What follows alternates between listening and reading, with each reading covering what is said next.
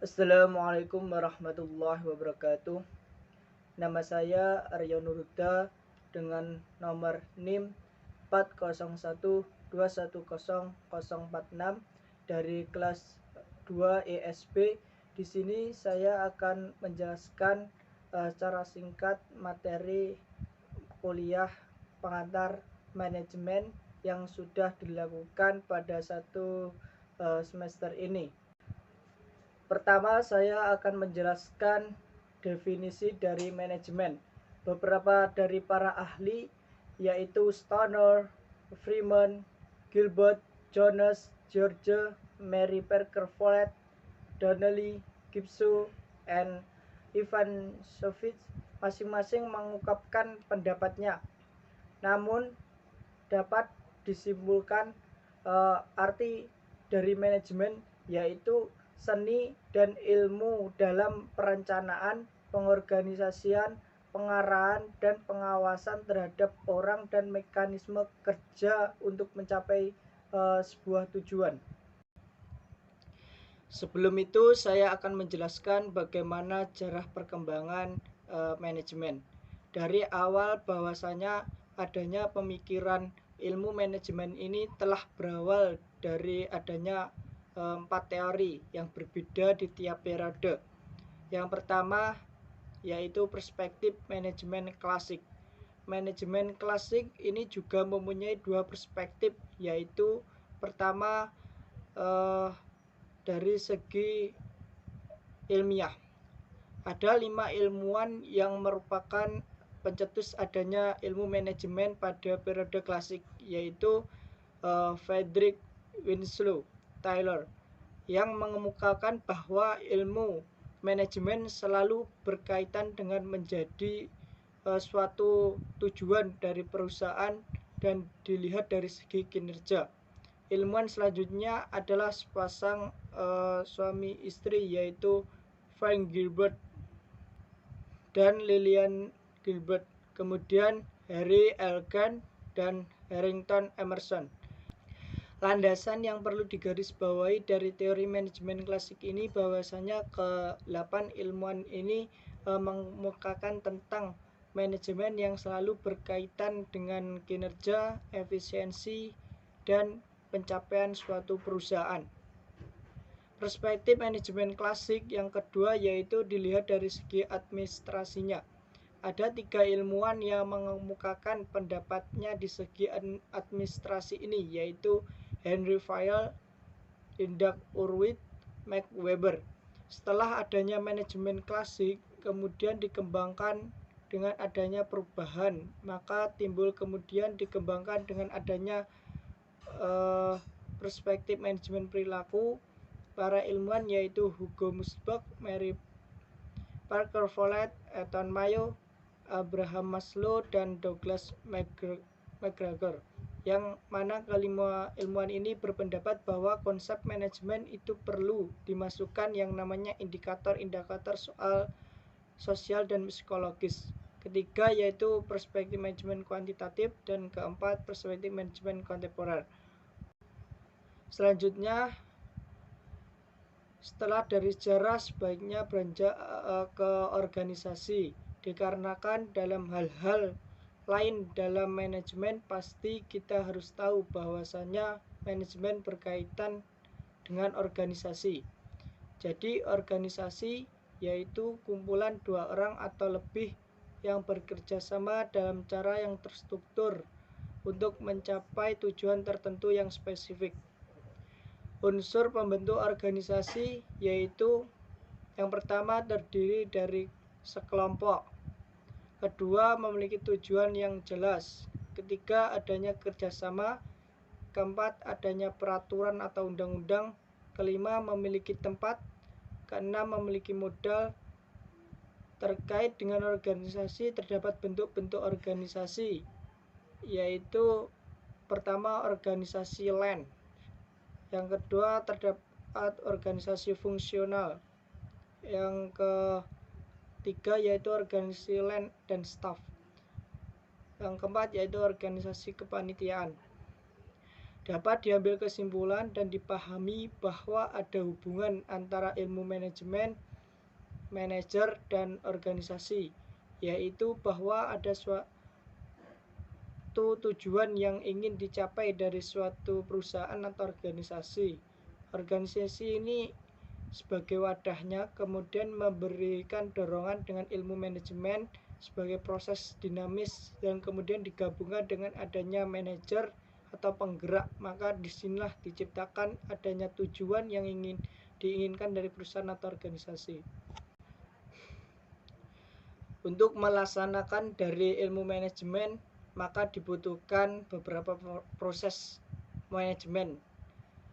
Yang pertama yaitu proses perencanaan atau planning. Setiap perusahaan atau organisasi memerlukan perencanaan dalam setiap kegiatannya. Maka perencanaan yaitu proses dasar untuk mencapai suatu tujuan serta cara berpikir mengenai persoalan-persoalan sosial dan ekonomi, terutama berorientasi pada masa mendatang, berkembang, dan hubungan antar tujuan dan keputusan-keputusan kolektif dan mengusahakan kebijakan dan program. Pada proses perencanaan diperlukan tahap-tahap perencanaan, yaitu yang pertama menetapkan tujuan, dan kedua merumuskan keadaan saat ini, yang ketiga mengidentifikasi segala kemudahan dan hambatan, yang keempat mengembangkan rencana atau kegiatan untuk mencapai tujuan. Selanjutnya yang kedua yaitu proses pengorganisasian atau organizing. Setelah melakukan proses perencanaan, maka tahap selanjutnya yaitu pengorganisasian. Pengorganisasian ini diartikan yaitu kegiatan mengkoordinasi sumber daya, tugas atau otoritas di antara anggota organisasi agar tujuan organisasi dapat dicapai dengan cara efisien dan efektif. Dalam pengorganisasian, untuk mencapai maksud dan tujuan terdapat beberapa komponen yang penting yang bisa disingkat menjadi WR. Yang pertama yaitu work, pekerjaan. Yang kedua yaitu employer, pegawai. Yang ketiga yaitu relationship, hubungan. Yang keempat yaitu environment, lingkungan. Proses yang ketiga yaitu penyusunan atau bisa disebut dengan staffing. Setelah sebuah rencana disusun, organisasi telah dibuat, maka selanjutnya menetapkan personaliannya. Staffing atau kegiatan penyusunan personalia pada suatu organisasi sejak dari merekrut tenaga kerja, pengembangannya, hingga dengan usaha agar setiap karyawan memberi daya guna maksimal kepada organisasi. Dalam melakukan penyusunan terdapat beberapa proses di dalamnya, yaitu proses perencanaan sumber daya manusia, rekrutmen, seleksi, maintenance, dan development. Proses yang keempat yaitu proses pengarahan atau directing. Setelah melakukan ketiga proses awal tadi, maka seorang manajer melakukan pengarahan atau directing. Directing ini bisa dikatakan sebuah ajakan atau bujukan untuk memberikan kontribusi melalui kerjasama dalam mencapai tujuan organisasi. Selain itu, directing merupakan fungsi manajemen yang berhubungan dengan usaha untuk memberikan bimbingan, saran-saran, perintah-perintah ataupun instruksi kepada para bawahan sesuai dengan tugas masing-masing. Proses yang terakhir yaitu proses pengawasan atau bisa disebut dengan controlling. Untuk mengetahui hasil pelaksanaan, kesalahan, kegagalan, kemudian dilakukan perbaikan, maka sebaiknya dilakukan dengan cara pengawasan atau controlling ini. Dapat dipahami bahwa controlling sebuah keseluruhan dari kegiatan untuk menjamin atau mengusahakan agar semua pelaksananya dapat berlangsung dan dikomandokan. Tujuan dari pengawasan ini yaitu untuk membuat segenap kegiatan manajemen menjadi dinamis serta berhasil secara efektif dan efisien. Selanjutnya yaitu membahas motivasi dalam organisasi. Diketahui bahwa orang-orang yang bekerja di suatu organisasi atau perusahaan pasti bekerja dengan keras dan sudah seharusnya mendapatkan perhatian. Perhatian ini berupa sebuah motivasi. Motivasi memiliki peran penting dalam membangun kinerja seseorang agar lebih maksimal dalam bekerja. Motivasi ini dapat berupa dengan naiknya gaji karyawan atau dengan berupa dukungan atau dorongan hingga dapat menyebabkan karyawan tersebut semangat dalam bekerja. Selanjutnya yaitu mengenai kepemimpinan dalam sebuah organisasi. Setelah menjelaskan keseluruhan, pasti dalam organisasi atau perusahaan membutuhkan seorang pemimpin. Adanya seorang pemimpin dalam sebuah organisasi, maka ada kegiatan yang disebut memimpin. Dalam kegiatan memimpin disebut dengan kepemimpinan.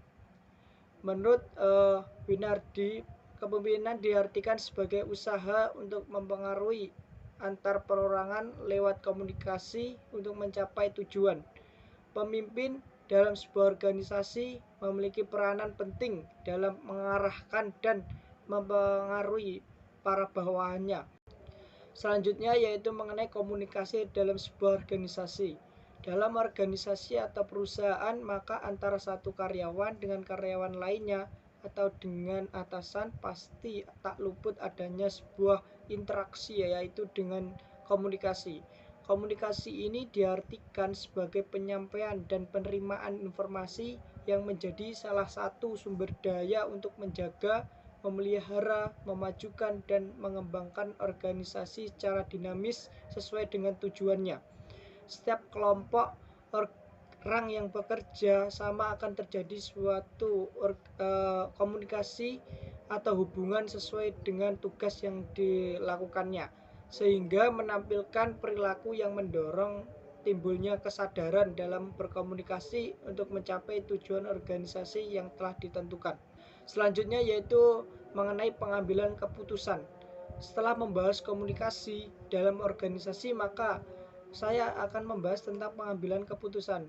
Pengambilan keputusan dapat diartikan suatu proses memilih di antara beberapa alternatif. Setiap organisasi atau perusahaan pasti terdapat sebuah masalah. Banyak tekanan yang mengharuskan organisasi mengadakan perubahan, misalnya kelambatan dalam mengambil keputusan atau kelambatan dalam komunikasi memaksa organisasi mengadakan perubahan. Yang terakhir yaitu pembahasannya mengenai hubungan bidang antar manajemen. Di sini ada 4 penjelasan. Yang pertama yaitu manajemen sumber daya manusia atau sering disebut juga dengan SDM.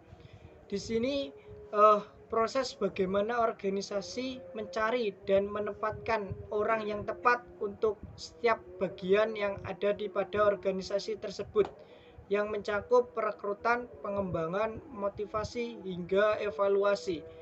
Selanjutnya yaitu manajemen keuangan. Proses pengelolaan dana baik yang berkaitan dengan pengalokasian dana dalam berbagai bentuk investasi secara efektif ataupun usaha pengumpulan dana untuk pembiayaan investasi dan pembelanjaan secara efisien. Selanjutnya yaitu manajemen operasi. Di sini proses pengelolaan keseluruhan sumber daya perusahaan yang dibutuhkan dalam menghasilkan barang atau jasa yang akan ditawarkan kepada konsumen. Selanjutnya yang terakhir yaitu adanya manajemen pemasaran. Proses dalam memilih pasar sasaran dan meraih, mempertahankan, serta pelanggan dengan menciptakan, menghantarkan, dan mengkomunikasikan nilai pelanggan yang unggul. Sekian dari apa yang saya bisa sampaikan. Jika terdapat kurang lebihnya mohon maaf. Wa akhiran wassalamualaikum warahmatullahi wabarakatuh.